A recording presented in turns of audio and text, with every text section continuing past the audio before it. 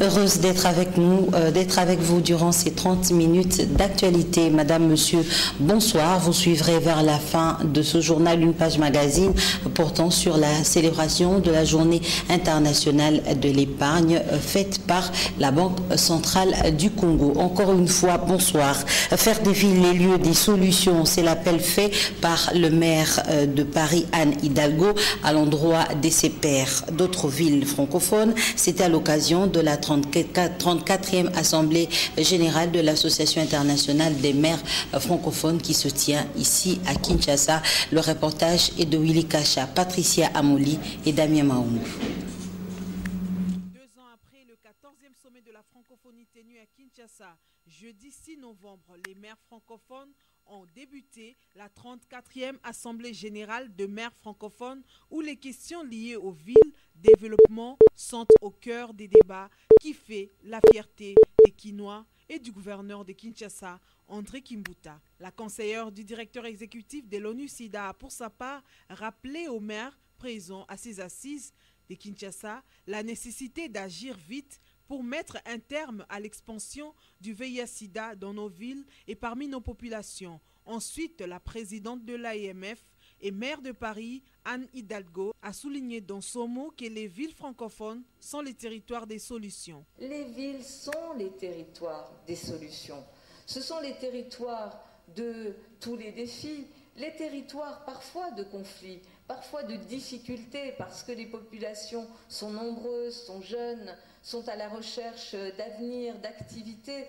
Et sans doute que l'idéal des villes pour toutes les populations sur l'ensemble de nos continents est beaucoup plus fort que ce que nous pouvons sans doute offrir chaque jour comme opportunité, et notamment, je pense, à la jeunesse. Mais en même temps, nous le savons, c'est vers les villes que se tournent tous les espoirs. Puis est venu le tour du ministre congolais des Affaires étrangères, Raymond Tshibanda, d'ouvrir officiellement ce travaux. En plus de membres effectifs, la Mauritanie, le Sénégal, le Liban ont adhéré à l'AMF cette année 2014 et l'organisation Experts ont rajouté d'autres.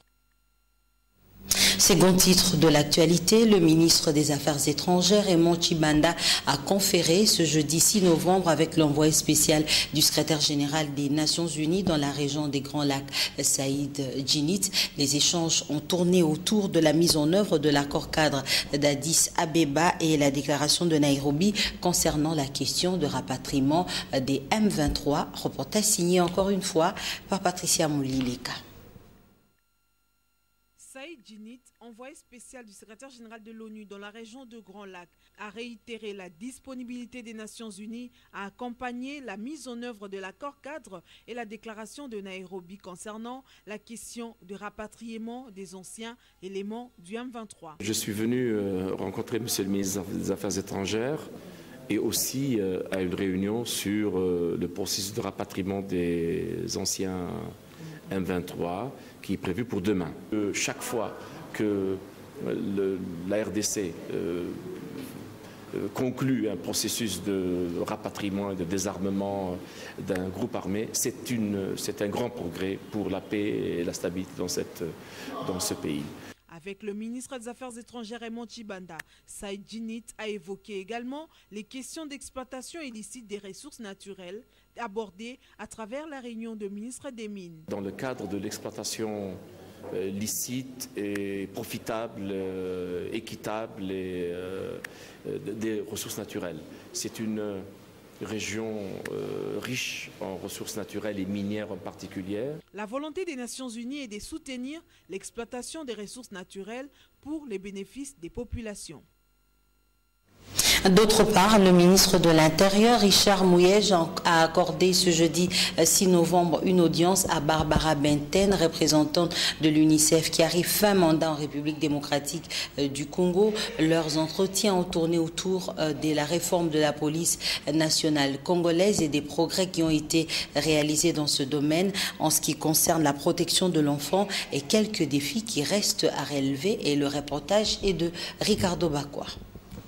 Au terme des 3 ans passés en RDC en qualité de représentante de l'UNICEF, Barbara Benten a fait ses adieux ce jeudi 6 novembre 2014 au ministre de l'Intérieur, Richard Mouyej. Les deux personnalités se sont vues et à l'issue de leur rencontre, Barbara Bétain s'est dite satisfaite de progrès réalisés par la police nationale congolaise avec l'accompagnement de partenaires notamment dans le cadre de la protection de l'enfant en RDC. Je pars avec un très bon souvenir de la RDC et avec beaucoup d'émotion. Il y a eu quand même dans certains domaines d'importants progrès pour les enfants de ce pays et donc je pars avec aussi un sentiment d'optimisme que les enfants aujourd'hui et demain pourront avoir un avenir meilleur. Grâce au ministre de l'Intérieur, nos équipes qui sont dans tous les coins du pays ont quand même pu travailler en sécurité et également sur certains thèmes, certains dossiers sur lesquels nous collaborons avec lui, avec ses services, un tout petit peu fait le point. Par exemple, un des grands dossiers pour nous, c'est l'état civil. Nous collaborons avec le ministre de l'Intérieur pour augmenter les enregistrements de naissance. Et là, il y a encore beaucoup de travail à faire. Et nous sommes en train de mobiliser des financements pour essayer de faire encore mieux, parce que les chiffres de l'état civil ne sont pas encore suffisants en RDC. Toutefois, elle a reconnu que beaucoup de défis restent encore à relever car il faut la mobilisation de fonds nécessaires en vue d'aider la RDC à mieux équiper la police nationale congolaise et à encadrer les éléments pour la protection de personnes et leurs biens. Et puis encore, le syndicat des enseignants du territoire de Béni décide de reprendre les activités scolaires après plusieurs semaines d'occupation des salles des classes par les déplacés. Ceux-ci avaient fui les massacres perpétrés par des présumés ADF Nalu dans leurs villages respectifs. Les cours vont donc reprendre le lundi prochain. Le duplex est de Charmant Wandambi qui a été joint à Béni par Nadia Kolemfouka. Reprise des activités scolaires lundi prochain dans toutes les écoles primaires et secondaires d'Oicha, chef-lieu du territoire de Béni et ses environs. Les activités avaient été suspendues au sein de ces écoles suite aux incursions répétitives de présumés ADF qui massacraient la population par des armes blanches. Les salles des classes avaient été occupées par des milliers de déplacés venus de diverses localités fouillant l'activisme de ces terroristes. Dans une réunion tenue ce jeudi au chef-lieu du territoire de Béni, le syndicat territorial des enseignants a décidé la reprise des cours pour ce lundi. Il exhorte cependant le gouvernement congolais de matérialiser la promesse du chef de l'État Joseph Kabila sur la prise en charge de ces déplacés internes avant lundi. Par ailleurs, les enseignants plaident pour le rétablissement de la sécurité dans leur contrée.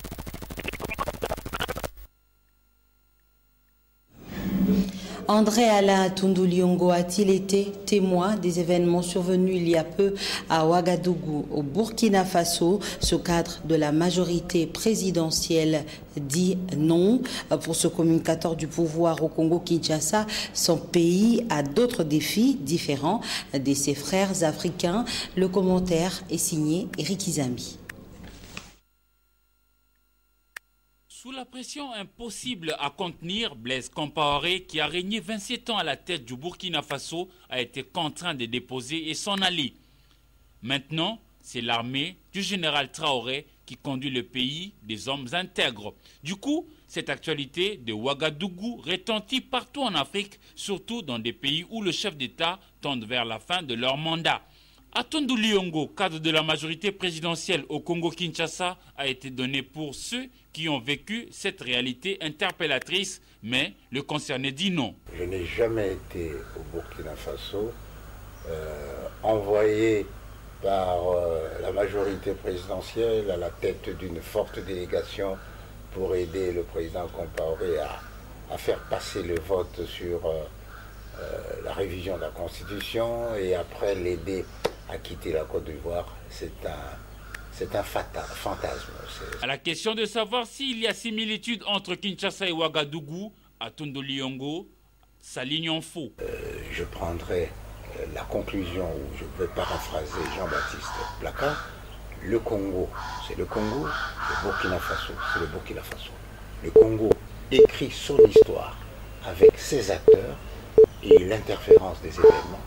Eh bien, le Congo n'a pas besoin de s'inspirer du Burkina Faso, dont l'environnement est nettement différent d'une autre. Pour ces communicateurs de la majorité présidentielle au Congo-Kinshasa, le pays de Lumumba a d'autres défis différents de ceux de frères burkinabés. Et nous avons d'autres défis.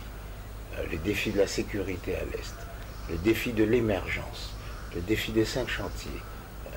Ce sont des défis autrement plus importants. Si Blaise Compaoré s'était clairement prononcé pour changer l'article 37 qui l'empêchait de rempiler, il faut dire qu'au sujet de la révision de la Constitution, le chef de l'État congolais Joseph Kabila n'a jamais rien dit, si ce n'est de rassurer que la loi fondamentale sera respectée.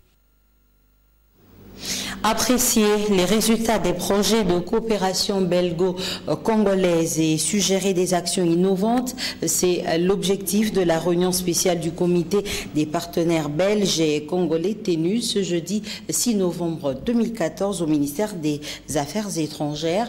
Et c'est un reportage de Domomat. Certes qu'un retard a été observé dans la mise en œuvre du programme indicatif de coopération belgo-congolaise 2010-2013, mais celui-ci est quand même arrivé à son terme. Néanmoins, les projets et programmes de ce PIC 2010-2013 qui avaient été planifiés sont en cours d'exécution, tandis que d'autres, et ce sont les plus nombreux, sont en phase de démarrage avec des identifications et formulations. D'autres encore viennent d'avoir leur convention spécifique signée. En attendant la finalisation du PIC 2016-2020, un programme intermédiaire évalué à 80 millions d'euros est en cours d'exécution. Voici une des difficultés majeures observées dans la mise en œuvre de tous ces programmes. Il y a lieu de signaler que les délais sont trop longs. Entre le moment où les ressources financières sont annoncées et les décaissements effectifs. Tant bien même que nous nous plaçons dans l'optique du cycle de projet qui vise la gestion axée sur le résultat. La coopération belgo-congolaise touche de nombreux secteurs, notamment l'agriculture, l'environnement et la santé. Pour atteindre les résultats escomptés, les deux parties, c'est-à-dire Kinshasa et Bruxelles, accordent une attention particulière au renforcement de la capacité de gestion de l'État ainsi qu'à la promotion de la bonne gouvernance. Sachez aussi que ce jeudi 6 novembre 2014, le Premier ministre Augustin Matata Ponyo a visité le chantier de l'aérogare modulaire situé près de l'aéroport international de Ndjili. Il a reçu auparavant Herman De Croo, ministre d'État belge et membre de la Chambre des représentants de Belgique, Jean-Louis Miasukama.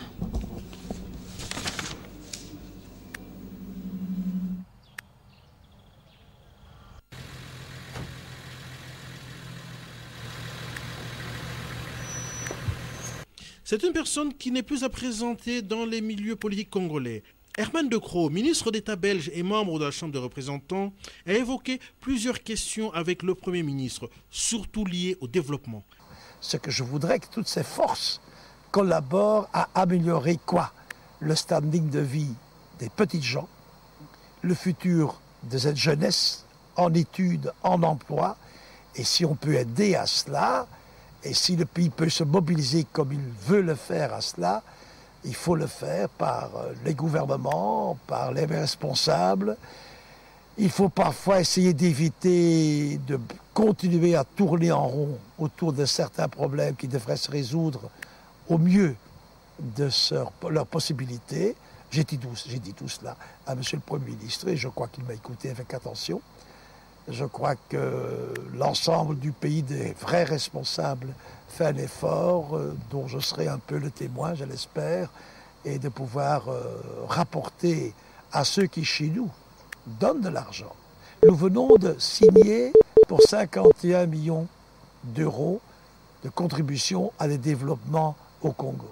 Herman De Croo a rappelé que la dernière aide au développement de la Belgique se monte à 253 millions d'euros. Il a également renchéri que son pays est toujours l'avocate de la RDC à l'Union européenne.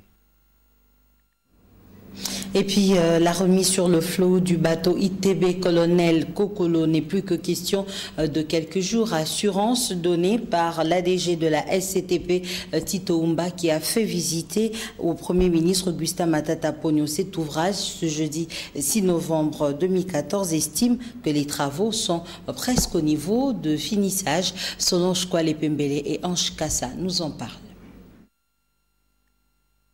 C'est dans ses habitudes. Le Premier ministre Augustin Matata Ponyo tient toujours à palper du doigt l'avancement des travaux dans tous les chantiers lancés par son gouvernement. Aujourd'hui, c'est le bateau ITB Kokolo, accosté au chantier naval de la SCTP, qui a été visité. Ici, près de 100 ouvriers travaillent nuit et jour pour la réhabilitation complète de ce bateau qui a fait la joie des voyageurs dans les années 80. En effet, de la coque jusqu'à la timonerie, en passant par la barge et le pont capitaine, tout est rénové. À la salle des machines, les deux moteurs tournent comme il se doit.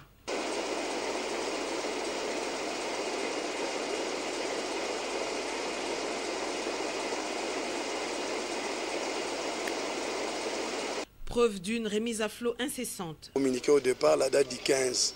Mais il y a certains préalables. Vous savez que l'argent aussi ne sort pas au même moment. Du moment où on a demandé l'argent et du moment où nous avons reçu, il y avait une différence. C'est ça qui a fait qu'on ait un petit décalage de ces temps-là. C'est la raison pour laquelle nous maintenons la date du 15 en interne au chantier. Mais s'il y a un glissement, nous allons partir jusqu'à la date du 30. Et je crois au plus tard le 30, les bateaux doivent être à la disposition de l'exploitation. Hormis le premier budget alloué au fameux ITB Colonel Kokolo, évalué à 3 400 000 $ américains, le gouvernement vient de faire un complément de 2 300 000 $ américains.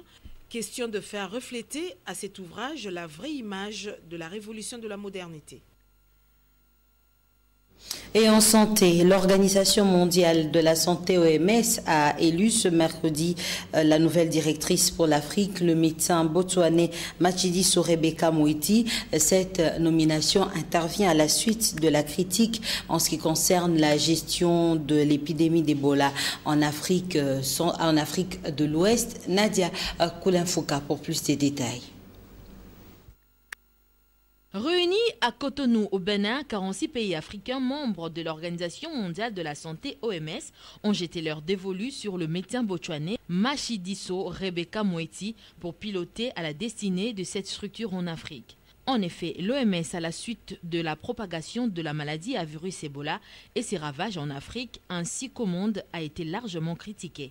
L'OMS n'a pas suffisamment pris des précautions pour lutter efficacement contre Ebola qui a affecté 14 000 personnes avec 5 000 décès dans au moins 8 pays, au nombre desquels on cite le Libéria, la Sierra Leone, la Guinée. Élue à Cotonou, Mme Moeti a promis, je cite, « Je vais travailler avec le partenaire pour améliorer l'appui au système de santé des pays globalement touchés par la maladie à virus Ebola pour les cas échéants, les Libéria, la Sierra Leone et la Guinée. » Fin des citations.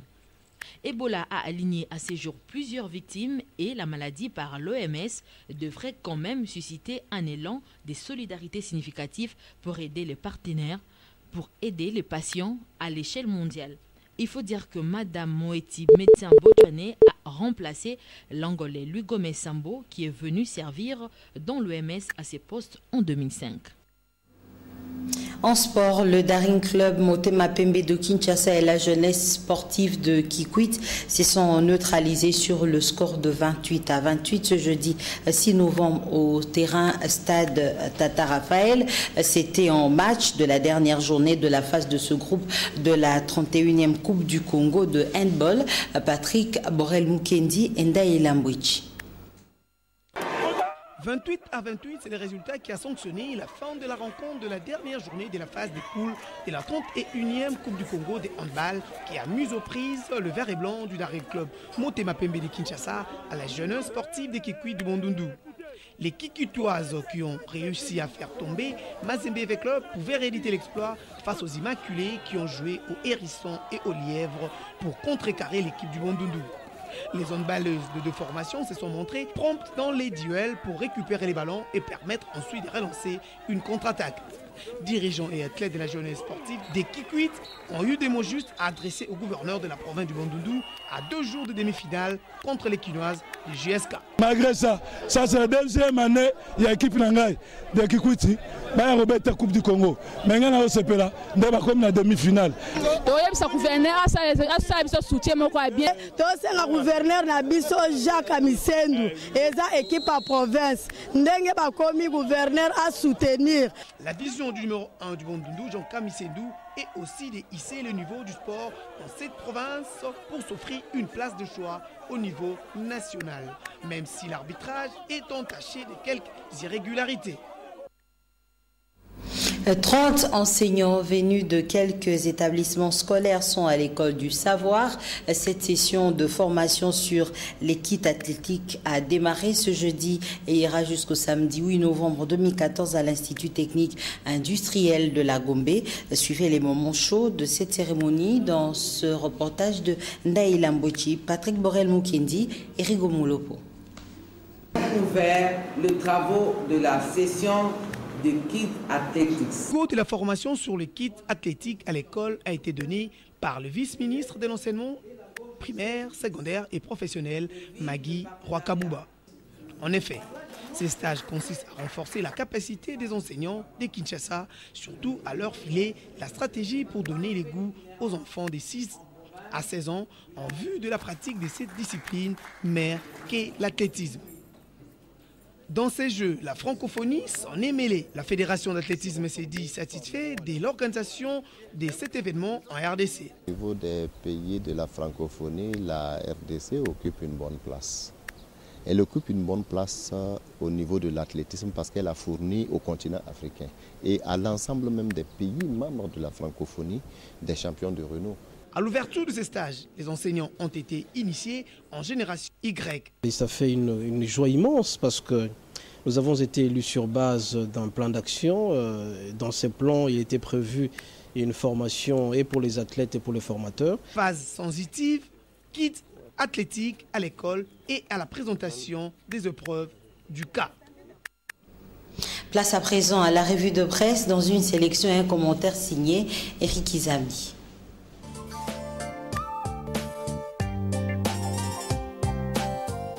Bonsoir. Les dépêches de Brazzaville notent ce jeudi la Cour pénale internationale plus qu'une semaine avant le verdict du procès Jean-Pierre Bemba Gombo à la Cour pénale internationale. La dernière confrontation entre les avocats de Bemba Gombo et les avocats de victimes de crimes présumés commis par des hommes en Centrafrique aura lieu à partir du 12 au 13 novembre 2014. Ainsi en a décidé la Chambre de première instance 3 de la Cour pénale internationale. À ces échéances, en effet, l'accusation et la défense vont en découdre pendant 3 heures environ à travers des présentations croisées de leurs conclusions en présence du représentant légal de victimes. Ces audiences s'annoncent décisives en ce sens que chacune des parties tentera d'enfoncer l'autre en apportant par écrit des éléments, des réponses aux questions soulevées par des preuves admises dans cette affaire. Après interviendra la délibération de juge à la lumière de laquelle découlera le verdict.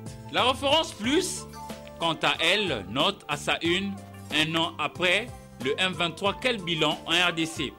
Après le M23, pour le Congo, l'année 2014 devrait être l'année de la victoire contre la rébellion ougandaise de Adef Nalu, ce groupe armé incrusté dans le nord-est du Congo-Kinshasa depuis plus de 20 ans.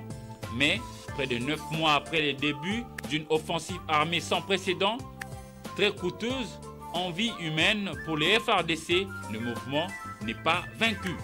À son tour, le phare note cantonnement, les FDLR d'accord pour Kisangani en province orientale. Aux confrères de poursuivre qu'enfin, les rebelles de Force démocratique pour la libération du Rwanda FDLR ont accepté de se rendre à Kisangani pour y être cantonnés. C'est l'information que le représentant spécial adjoint du secrétaire général des Nations Unies en charge des opérations militaires en RDC, le général Abdallah Wafi, a livré à la presse mercredi 5 novembre 2014 lors de la conférence de presse hebdomadaire de la MONUSCO. Ils ont exprimé ces consentements dans la lettre qu'ils ont remise au bureau de la MONUSCO Lettre rendue publique à chaud par Abdallah Wafi. Une autre actualité, c'est entre les lignes du journal Forum des As. Les opposants signataires de l'accord global et inclusif de Sun City prennent date. Une transition pour préparer les élections. Il est temps d'agir et d'agir vite plutôt que pousser un peuple aussi pacifique que le peuple congolais à emprunter de voies qui contredisent sa volonté de paix, souligne le porte-parole de ce cartel, Arthur Zaïdi Ngoma. Terminons avec le même sujet avec le journal La Prospérité qui note Constitution, élection générale, Zaïdi Arthur Ngoma exige la convocation d'une véritable rencontre politique. À la consort de poursuivre et dire qu'au menu, l'organisation consensuelle d'une transition pour une meilleure préparation des élections générales projetées. Le cartel croit fermement que son appel sera entendu, car, soutient-il, la vie à sauver, c'est la nôtre, nous, peuple congolais. C'est tout pour ce soir. Merci et au revoir.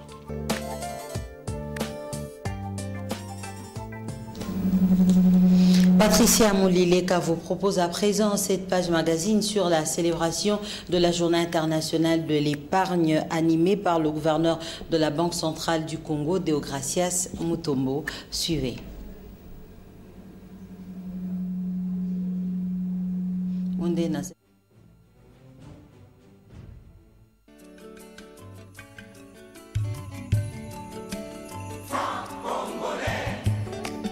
Trois jours d'intenses travaux sur l'épargne caractérisés par des panels, 4 au total, dirigés par d'éminents professeurs d'université, ont permis une vue panoramique de la situation de l'épargne en République démocratique du Congo. Des assises organisées du 29 au 31 octobre 2014 en la place de la reconstruction ex-échangeur de l'IMET en marge de la Journée internationale de l'épargne, célébrée cette année sous le thème « Épargner en République démocratique du Congo pour mon avenir, oui c'est possible ».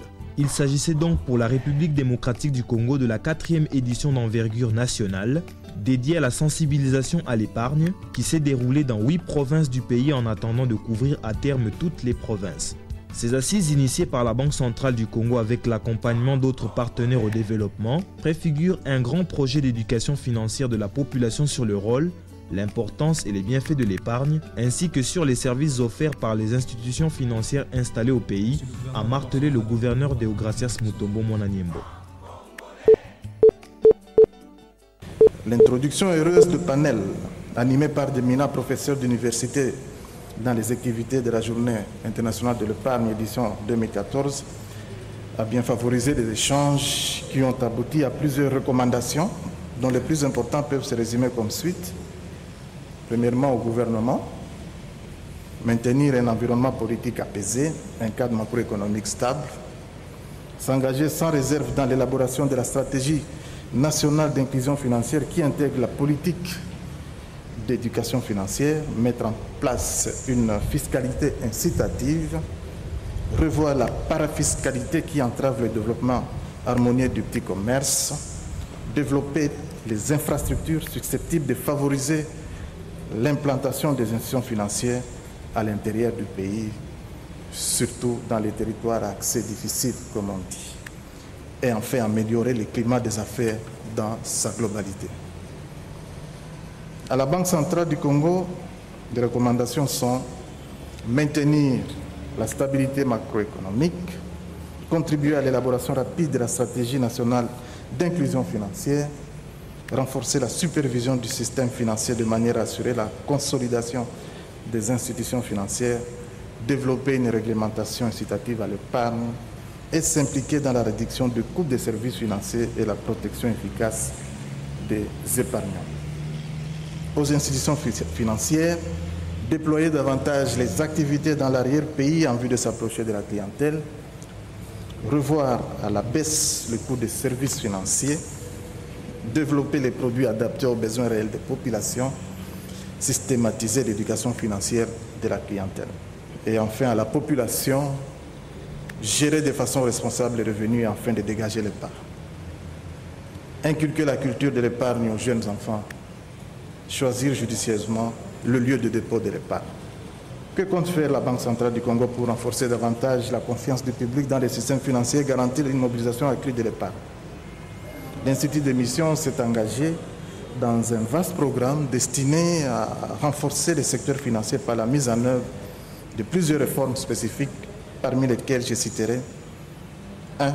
La révision des textes légaux et réglementaires en vue de les adapter aux standards internationaux et assurer une gestion saine et professionnelle de notre système financier. 2. Le renforcement de la surveillance des institutions financières. 3. La modernisation du système national de paiement qui est en cours. La mise en place d'un fonds de garantie de dépôt. 5. L'introduction prochaine du crédit bail, qui a même fait l'objet hier d'une discussion au niveau du Sénat, ça a commencé. 6. L'introduction de nouveaux produits découlant des nouvelles technologies, comme a dit le représentant des institutions de microfinance, qui permet de rapprocher les institutions financières de la population. C'est le cas, comme il a souligné, du mobile banking et des agents bancaires. 7. La modernisation de la centrale des risques, qui est déjà avancée.